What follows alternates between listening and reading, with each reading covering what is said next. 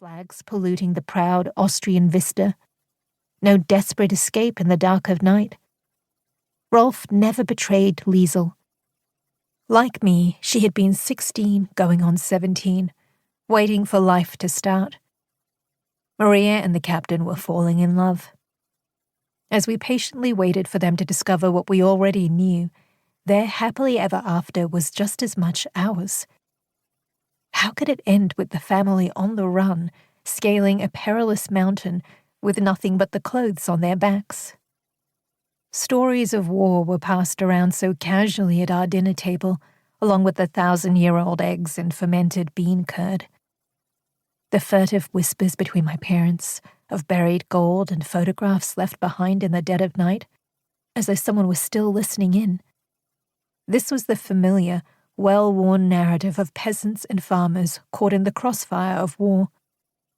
Surely the same fate couldn't possibly befall the Von Trapp family, with their angelic, unattainable beauty and absurd wealth. How could the will of the outside world turn them out of the charmed lives they lived in their cavernous mansion, one grand enough to accommodate a ballroom that could easily swallow a block of flats like the ramshackle one where I lived? As I thought of all this, I felt myself tremble with the new and profound knowledge that everything could change in an instant, no matter who you were or how much you had. That luck or misfortune could strike at any given moment with the same cold indifference. I sensed something then that would take me years to put into words.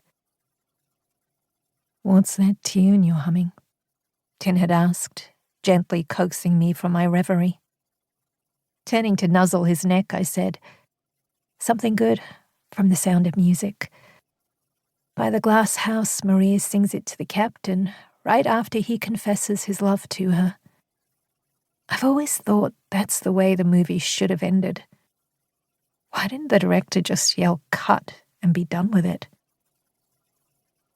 "Because it's inauthentic? But it's meant to be fiction, isn't it? Not a documentary." "Maybe it's a mixture of both." "Do you think so? Aren't the best stories told that way?" Part 1. 1. February 1997. Since Friday, when it became official, the words had been fizzing on the tip of my tongue like popping candy. I have a boyfriend. The notion, novel and extraordinary, surfaced unexpectedly at times, bursting to the forefront of my consciousness, or went in a loop that kept circling back. At times it ended in a question. I have a boyfriend?